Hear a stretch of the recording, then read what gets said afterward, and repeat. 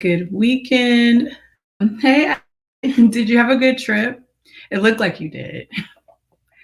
Okay. I'm just getting everybody set up over here. Hey, Robert, how are you? Did you guys have a good weekend?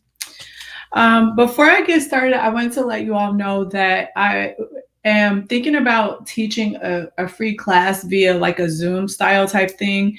And so there's a few topics that I wanted to run by you guys to see if there's something in my ideas that you may want to learn about, or just feel free to comment and let me know things that you want to learn about. So, for instance, some topics I had were procrastination, time management, and productivity. We already did self-love, but if you guys feel like you need more information about self-love since that was so popular, I have some about anxiety. This is a good one, and I put this in my Instagram poll, and this one's getting a lot of feedback. If you want to learn about how to protect your energy and increase your energy, and then also about how to find a sense of direction. So I'm just looking for ideas so that in addition to things like this, we can also have lessons built around some of the things that we are struggling with, or, tailor some of these discussions to something that's going to be helpful to you. It's nice to be able to learn how to create these habits and keep them going, but I really would like to also be able to help you guys if there's something that you're struggling with. Ashley says she has so much fun. Robert had a good weekend over here on Facebook, Facebook, LinkedIn, YouTube. I cannot see who you are unless you comment. So I would love for you to comment so I can see who you are. All right. So we're continuing on with our study of how to create habits. And today we're going to talk about specifically why it may be so hard for you to create better habits in your life. We already talked about the shift. I'm going to keep pounding this into your head because repetition helps you to retain the information that I am giving you. But the number one reason that's going to help you, or the number one thing that's going to help you create better habits and stick to them and not give up on yourself, is to shift your sense of self-identity, your self-image, because once you leave your old self in the past and step into your new self wouldn't even do those things anyway. And if you can stay into character as often as possible, as long as possible, it's going to make it easier for you to inherently adopt behaviors. If you try to go straight to the behaviors, this is where you get stuck. Now, specifically, this discussion today is going to tell you a little bit about why you get stuck. This is a very simplistic discussion about something that is super scientific. There are so many studies going on. And for those of you that don't know, I'm also a nurse. I've been a nurse for a very long time, but there are a lot of studies that are going on with the brain. And even though we study it heavily, it is still probably one of the most misunderstood organs that we have. And so when I'm talking to you about dopamine, that's what we're going to talk about today. I want to make it as simple as possible, but I want you to understand that a lot of the science that is going on is still just unraveling and unfolding. But a lot of times we talked about the psychology behind change. I always talk about the spirituality around change. And if you guys want me to talk more about that, we can do that as well. This is now the science behind why it's so hard to change. So in the 50s, there was a study where they implanted some electrodes into these mice. And then what they wanted to do is block the release of dopamine in these mice. So we have these receptors that pick up on a chemical that we secrete in our body called dopamine. The scientists decided we're going to block that dopamine in these mice and we're going to see what happened. What happened was these mice did not want to live anymore. They didn't eat, they wouldn't have sex, they didn't crave anything. So they basically just died. They died of thirst. They didn't even want to drink. They didn't want to do anything that was going to keep them alive. And so then there were other scientists and studies that came along and tried to either build upon this study or replicate this study. So they still blocked the dopamine, but what they did is gave them things that would normally spike dopamine. So let's block the dopamine in these mice, but still give them sugar and see what happens. We all know sugar is highly addictive. What they found was that even though these mice had their dopamine blocked, they still liked just as much as they did before. However, they did not desire it.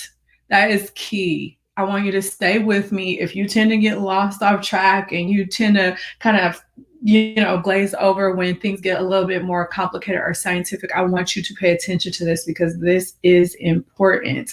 Their ability to experience the pleasure remained, but without the dopamine, they didn't have that desire. And so without desire, the action stopped.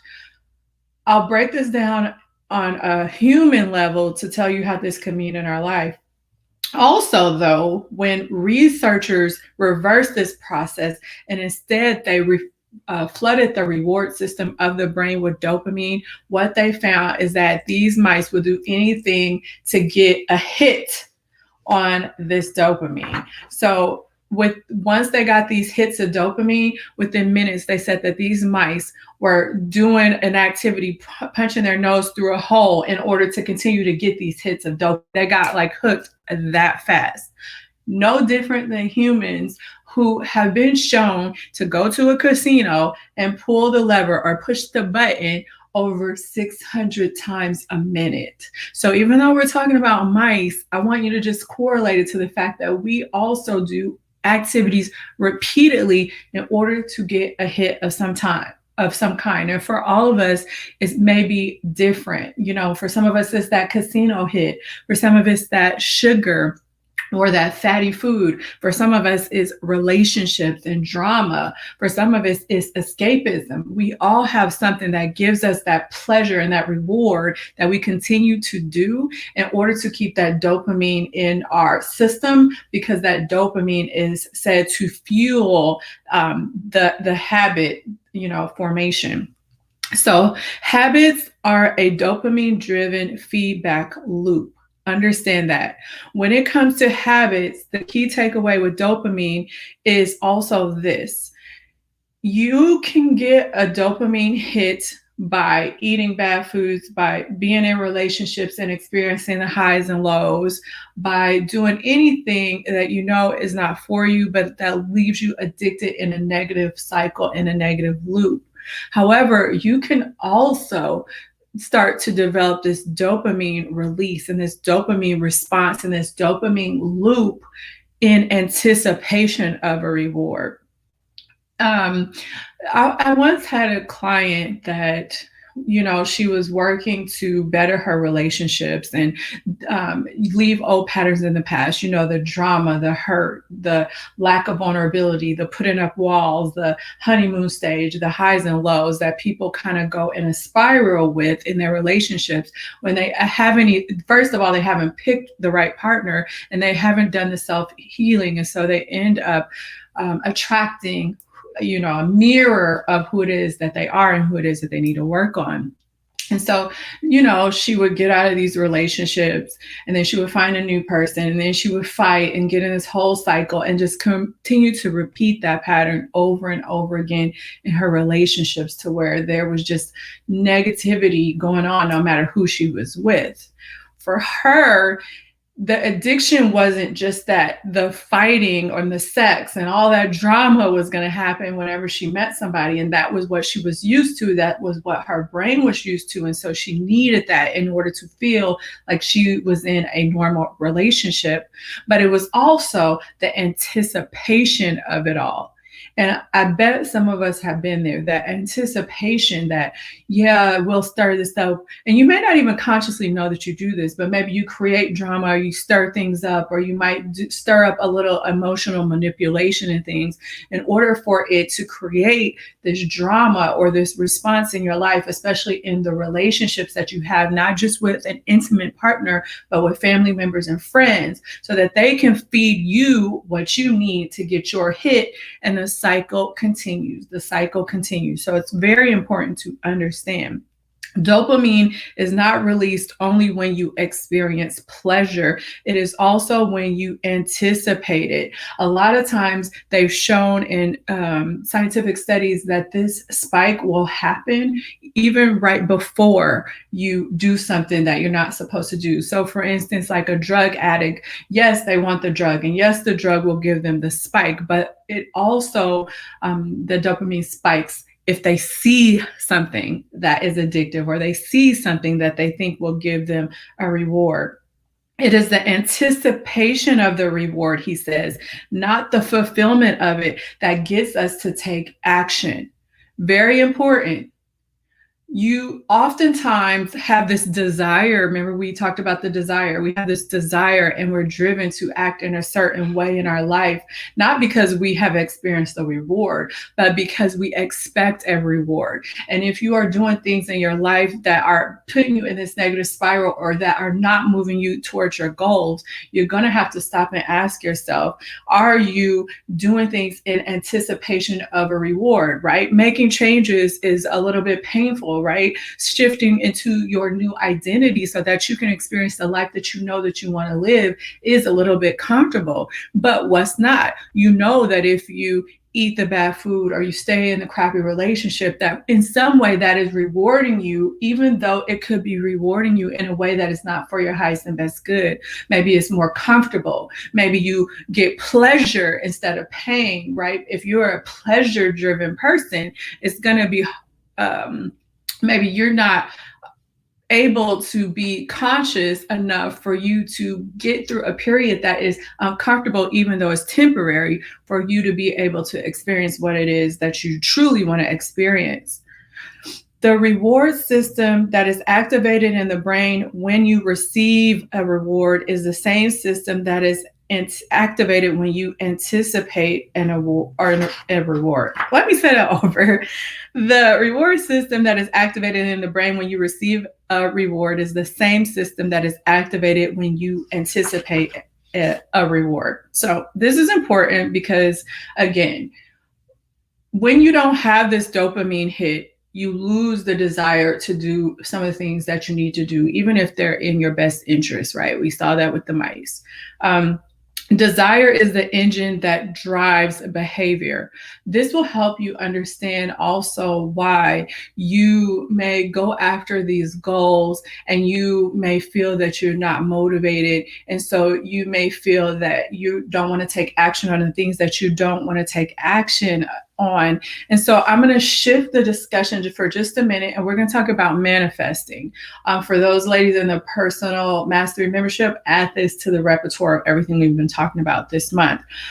So when you lack desire, you lack the ability to manifest what it is that you want easily. If you have not heard me talk about heart and mind coordination, you need to understand that first of all, you have a thought. These thoughts will form ideas. These ideas then need to be coordinated with your heart. From the heart comes desire. If you have a thought or an idea that you want something in your life, but you haven't matched it with the desire to have that thing, you're going to find it hard for you to be able to move in a direction that you think you want to move. The number one thing that I always say when you do that is it may not be that you even lack motivation. You may lack a desire to have what it is that you think that you want. Maybe it's nice to have, maybe, my life would be better if I had it.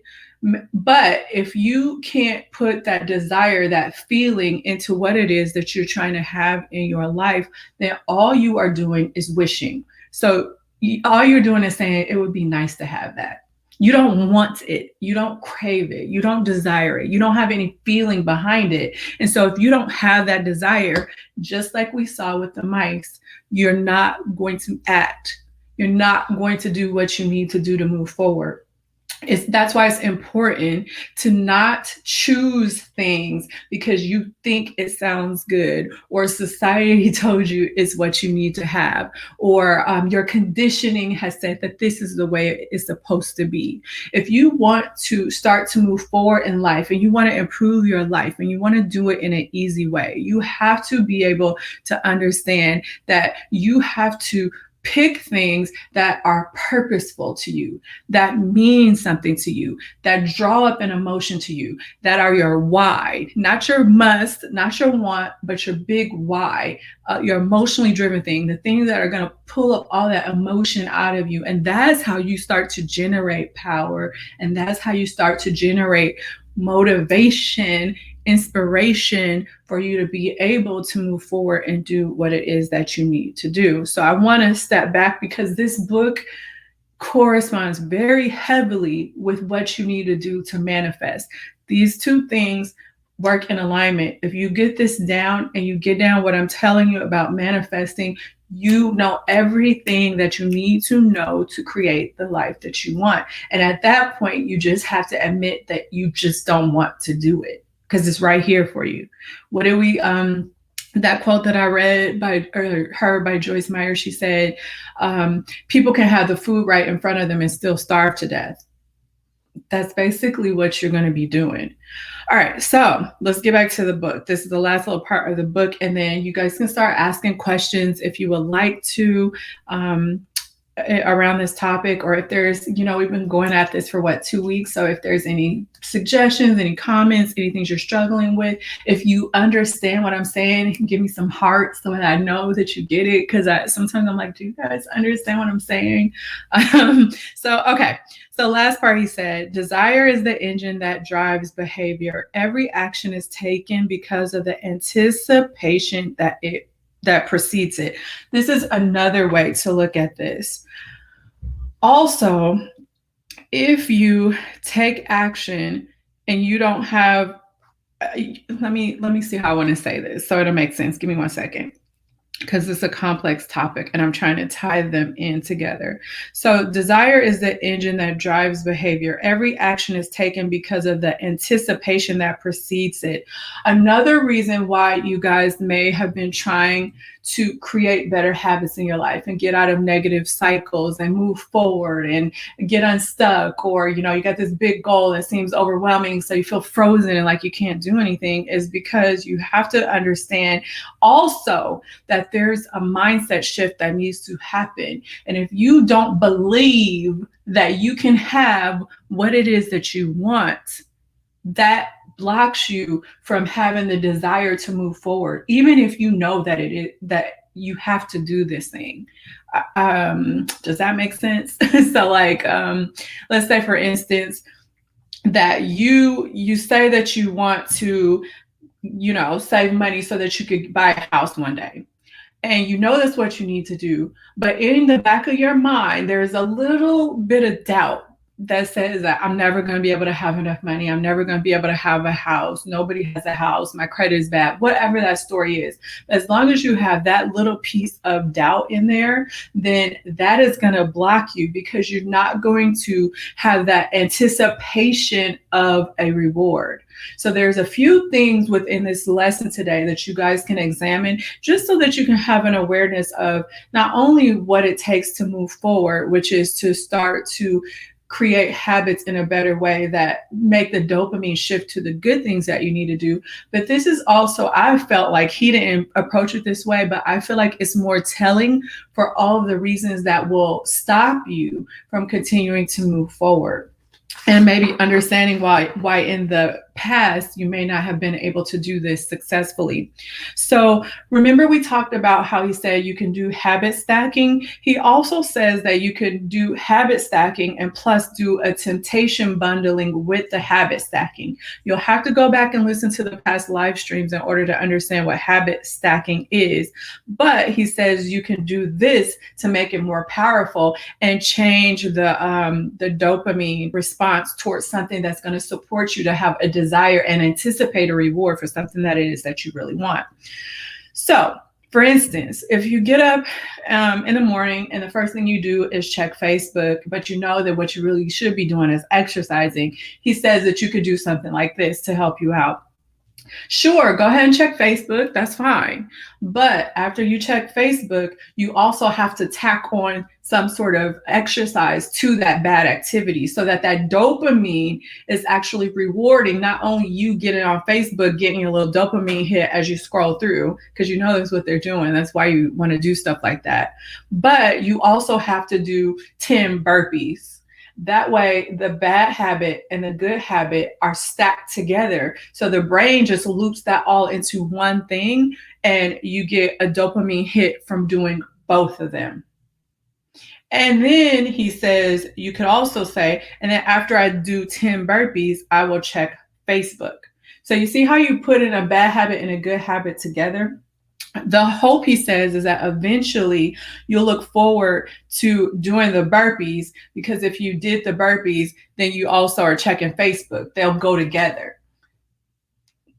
All right, so we'll just leave it at that. This is kind of an easy chapter. It's called, again, How to Make Habits Irresistible. You make them irresistible by switching that dopamine hit. But for a lot of you, I think where the value of that chapter is going to come is from understanding how dopamine actually is preventing you from doing some of the things that you want to do. And you're looking for motivation, and you're looking for inspiration, and you're looking for your next hit, or like we're all sitting here, this next lesson or this motivational video or this sermon, in order to make us get all the feel goods inside.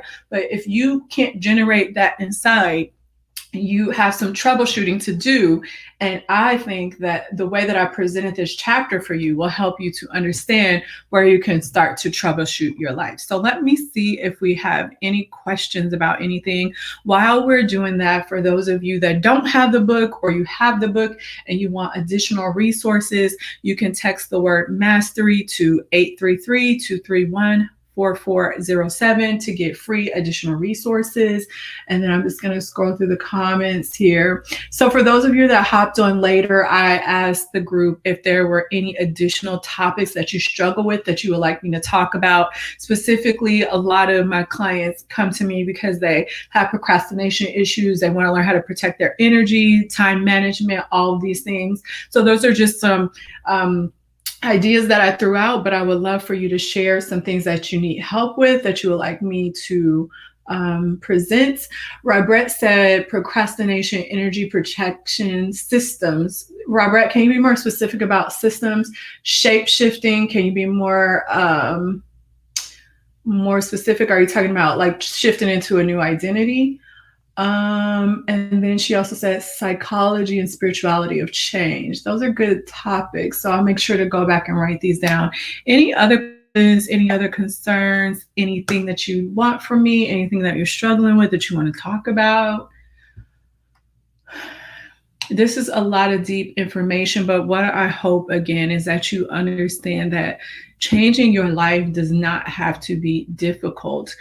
The hope is that now that you are understanding from different angles, not only how habit changes are made and how you can make them long lasting, but also how this ties into you manifesting or not manifesting the life that you want. And you understand the science, and you understand how you can hack your biology in order to make yourself successful. What I hope that you're doing with this information is actually putting it into use in your life, because depending on how serious you are, how much you desire something in your life, you don't want it. Remember, you don't just wish. It just sounds like a nice thing to have. You're wishing, but you're not willing to act on it. But if you truly desire something better for yourself, then you have all the information that you need to be able to start to move forward. And if you take that desire and you channel it, not into the big actions, remember, but I taught you guys how to, put it down into a few key actions that are going to move the dial. So you don't even have to do this and get overwhelmed. This can be as easy as you want it to be, but you have all the information available for you to now be able to take the small action steps that you need to move forward. And because you inherently are raising your vibration, And ladies in the personal mastery membership, no, we just did a live about why this raises your vibration. Then you also are attracting the help from God, the energy of the universe, so that you, when you don't know how you're going to get something done, when you don't know when you're going to get something done, you just know that if you do your part and do what you're supposed to do, it's not going to be that hard, because there's some wind in your sails via a power that you can't see, that you can't touch, taste, hear, smell, but it's there for you to help you to move forward in your life more, what would be the word? More efficiently, more effectively, faster. The faster that you do this, the faster you can get out of where you are. Most of my clients that go hard make tremendous changes in their lives within 3 months. Those of you that want to 60 days, actually, it usually takes somebody about 60 days to really lock in, 6 weeks to 60 days to lock in. However, because most people don't want to go hard, most people don't want to change their life, most of you are wishers, most of you are, oh, that would be nice to have. You don't really feel in your heart and soul that the things that you say you want are what you're willing to do the work. Are you able and are you willing to do the work? You don't do that. And so it takes longer. It can take 3 months up to 6 months. And that's slow. We can do this fast. I've given you everything you need. All right. So if you're new, go back and watch the replays. If you're not new, you just continue to keep up. I will see you all tomorrow, same time, same place. Take care. Bye. Oh, wait, let me see if I have comments. No comments. All right. Bye.